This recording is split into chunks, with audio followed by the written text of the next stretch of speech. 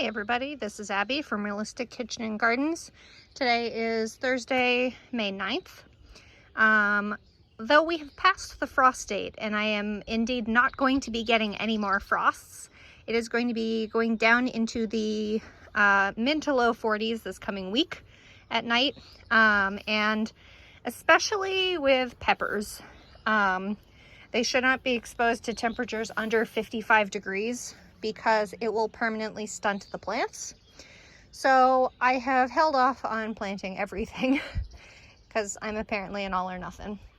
So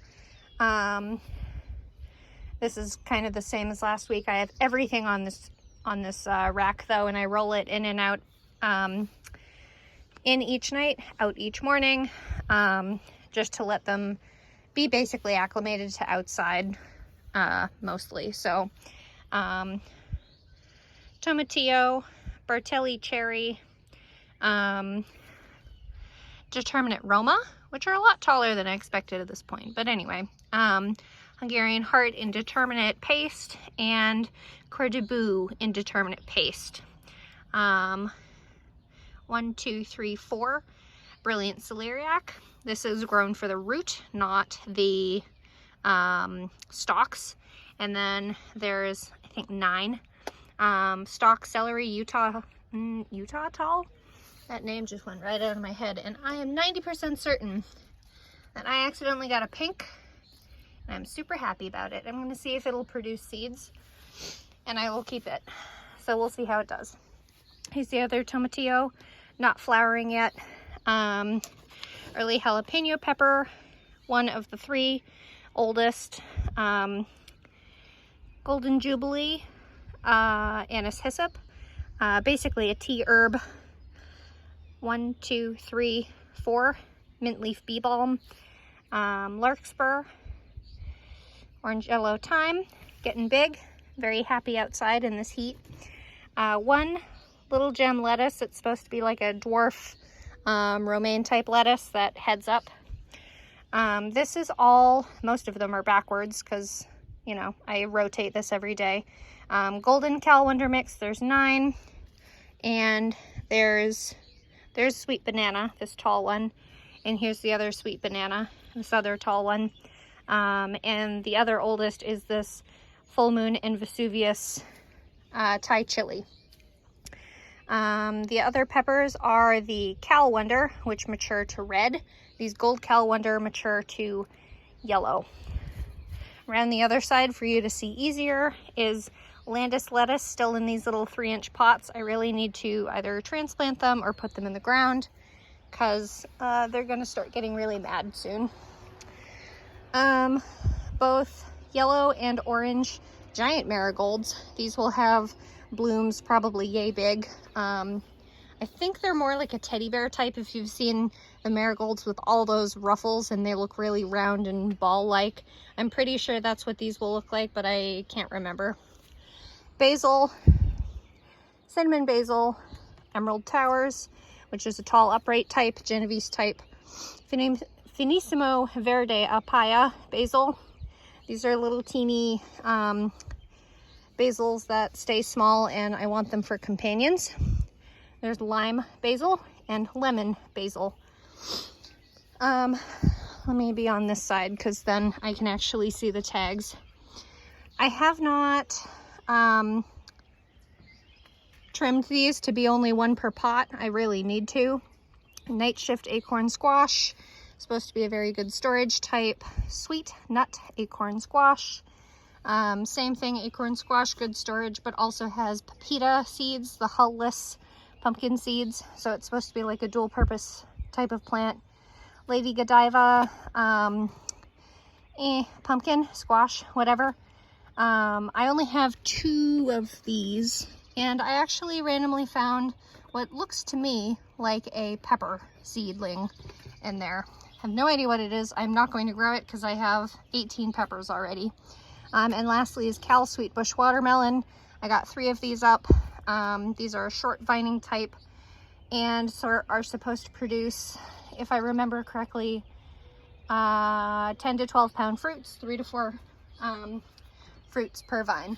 This is up above my head, so I hope you can see them well.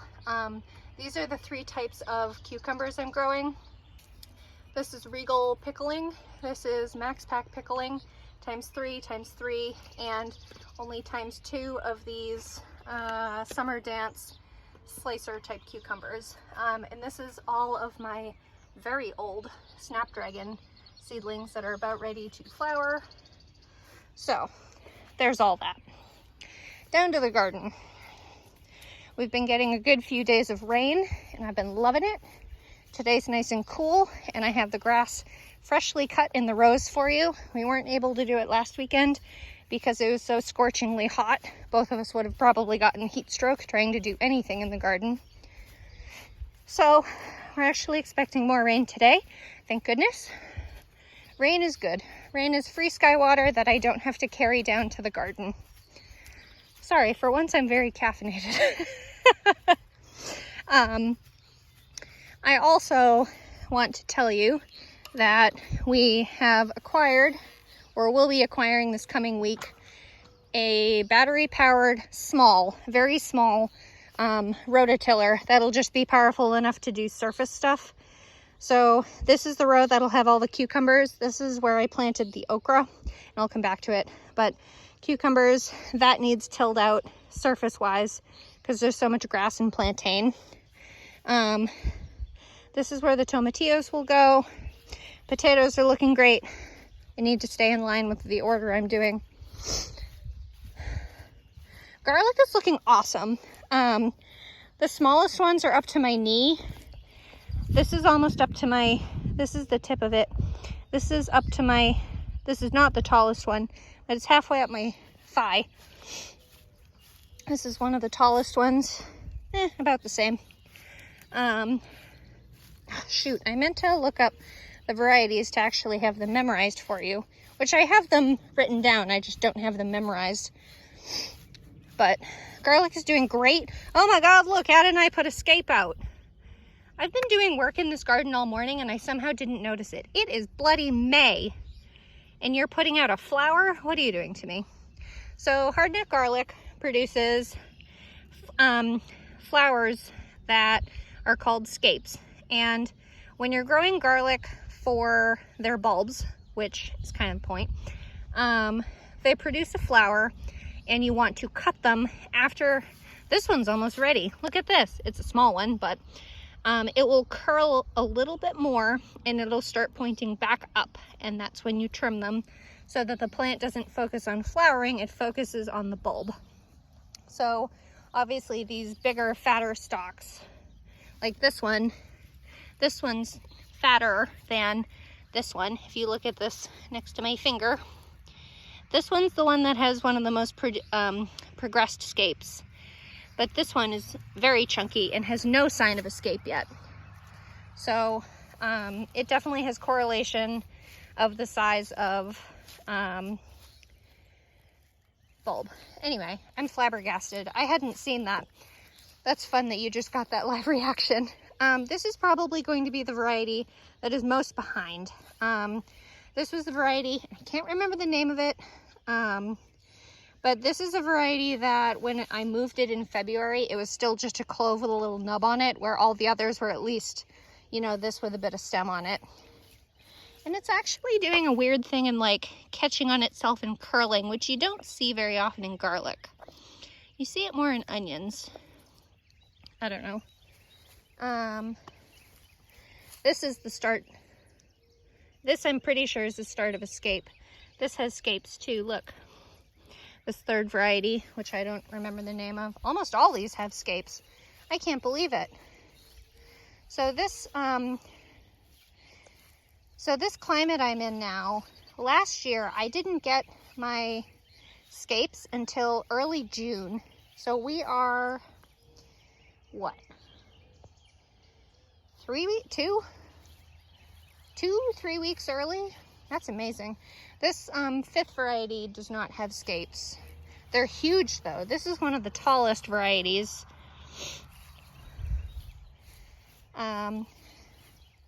This last variety does not have scapes. This one suffered pretty badly with transplanting. It didn't transplant as well.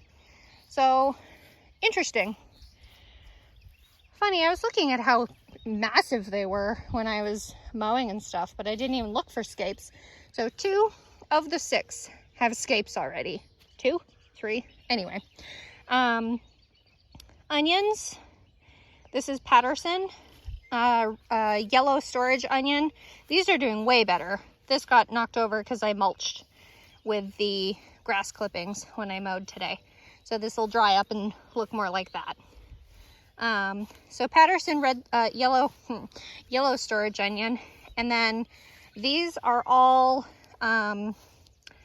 Ringmaster sweet white onion, which don't store as well, but they are a yellow sweet onion, which is my preference for cooking. These suffered really badly from, and I'll probably say this for quite a while, but these suffered pretty badly from all the drainage issues when we had that huge storm of rain in March or April now, I don't remember. But the Ringmaster is definitely smaller than, you can even see the difference in them. Ringmaster is definitely smaller than Patterson as a plant. This is green beans and storage beans. They are not up yet. I only seeded them 3 or 4 days ago. And actually, I think I mentioned it in my post when I did it. But, so I'm doing Veller bush bean again, right down the middle, 30 feet of each. Excuse me. And the other half is chickpeas from, you know, just store-bought dry chickpeas. And I don't know if they'll grow. I've never grown chickpeas. They're rather different than like green beans or bush beans or whatever. Slightly different growth habit. Brassicas, loving this cool damp weather, oddly. God, these are amazingly huge. There's my foot for reference, because I don't wear shoes in the summer if I can help it. Golden Beauty Chinese cabbage. Sorry, that name did not come to my mind.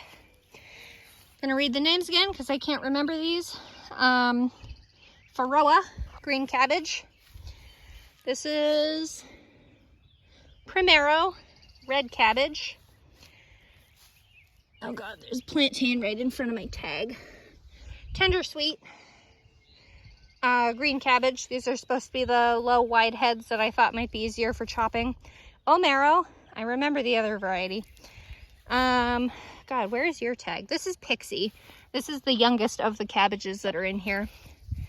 And then the 2 kales, which are Purple Moon kale. They're doing a lot better than I expected with all this heat, though to be fair, I'm covering them when I need to.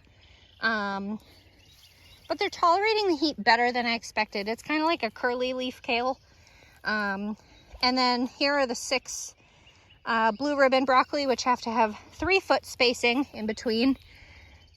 Oh, I thought it might have been the start of a head, but it's just a big water droplet. So there's 6 blue ribbon broccoli, you know, with all kinds of weeds in there. Chickweed, violets, narrow leaf plantain, and just a variety of grasses. And my nemesis yarrow. Okay, there's the last broccoli. And here's the first cauliflower of 6 times 6 clementine. Orange, very pale orange clementine. Supposed to be something like 55 days until heading. So we'll see how that goes. And then bright lights Swiss chard. Pink, orange, another pink, yellow, orangey, and red. I wanted another yellow. So this is the row that's supposed to have peppers on this end, and then the other end will be tomatoes, and I'll put another of those trellises up over here so the tomatoes can climb. The determinate Roma, I'm not sure how that's gonna go. I haven't really ever grown a determinate tomato, They've always been indeterminate, so we'll see what they end up needing. And then we're starting down this potato row kind of backwards. So this is Sangra, short day season red, waxy red. These are going to be harvested probably as soon as the plants start flowering. And I do need to do more soil up around them because these are a lot shallower than I wanted. I did the deep dug method last year. This is Vivaldi. These are actually pretty tall already. These are halfway up calf. This is a mid-season gold potato, and based on its description, I think it'll be a really good potato for canning, like I did last year with Corolla. I really liked Corolla, but we'll see how these guys do. And then this is also a midday season or a mid-length season, whatever you call them with potatoes, russet. So this is Caribou Russet. All new varieties to me this year. We'll see how they do. This is the only variety I'm gonna harvest after the greens die off, and I'll cure them for 2 weeks, 10 days, 2 weeks, something like that, and see how well they store. I really liked Rocky Mountain Russet last year. I didn't cure them, so we'll have to try that. Anyway, back to this. This is where the tomatillos will be. Up until that little stake, I gave them quite a bit of room because they're supposed to be large and sprawling plants.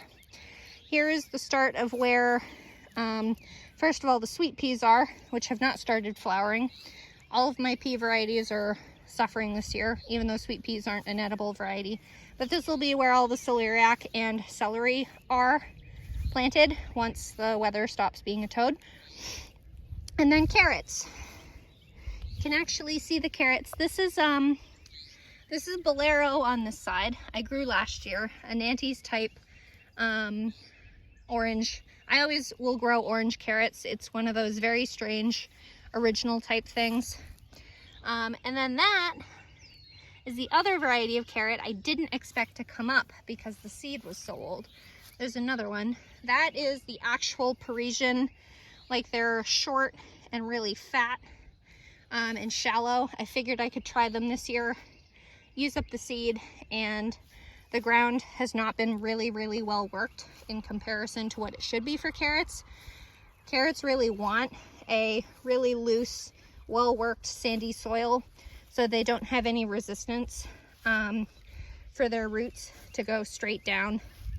But because of the varieties I've shown, I wonder what that is. It's an interesting looking plant. There's another of the Parisian. But I'm gonna try the Parisian just to see how it goes. It may go well, it may not. It's not that it, I think it was actually free seed, actually, with one of the seed orders I got. A lot of companies will do that. In and amongst all these violets.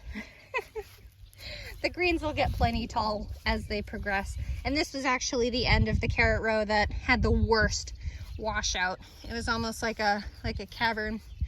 And then this is the row for the cucumbers and cucumbers, sorry. So it'll be something like, it'll be like a quarter length for the slicers, at least half the length or the majority of the length for picklers, because I need to stock up on my bread and butter pickles. I only have 2 jars left.